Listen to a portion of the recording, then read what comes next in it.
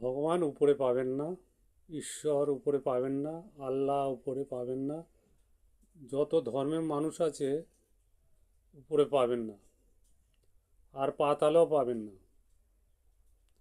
পাতালে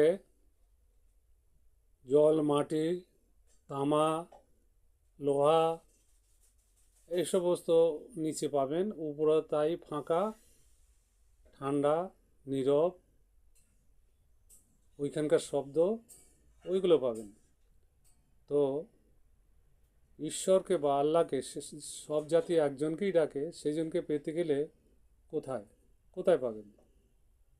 কোথায় পাবেন? যে যত ভেবে আছেন, অনেক জ্ঞানী আছেন, শিক্ষিত আছেন, যত মন তত ভাবনা তত রকম, কিন্তু সঠিকটা হলে ভাবতে গেলে, যেমন গোরার মা গোরার বাবা কে, এইটাকে ভাবতে হবে। দেহটা, আমাদের দেহটা যে মা বাবার থেকে এসেছি, একদম গোড়ারটা কে? গোড়ারটা হচ্ছে প্রকৃতি। প্রকৃতির খাচ্ছি, প্রকৃতির পড়ছি, প্রকৃতির নিয়ম অমান্য করছি, সেটা একটা দিক। হ্যাঁ, আর প্রকৃতিতেই মিশে যাব। তো প্রকৃতির নিয়ম যে অমান্য করছি, তার জন্যে আমাদের মরণটা তাড়াতাড়ি, রোগ ব্যাধি তাড়াতাড়ি, হ্যাঁ, দুঃখ কষ্ট তাড়াতাড়ি। তো কথা হচ্ছে, ঈশ্বরকে কোথায় পাবেন? ঈশ্বর, ঈশ্বর বসে আছে আপনার মনের মধ্যে। অসুর কোথায় আছে? অসুর আছে মনের মধ্যে। ঈশ্বরকে ঈশ্বরকে পেতে গেলে সৎ মনোভাব রাখতে হবে, সৎ কর্ম করতে হবে সব দিকে।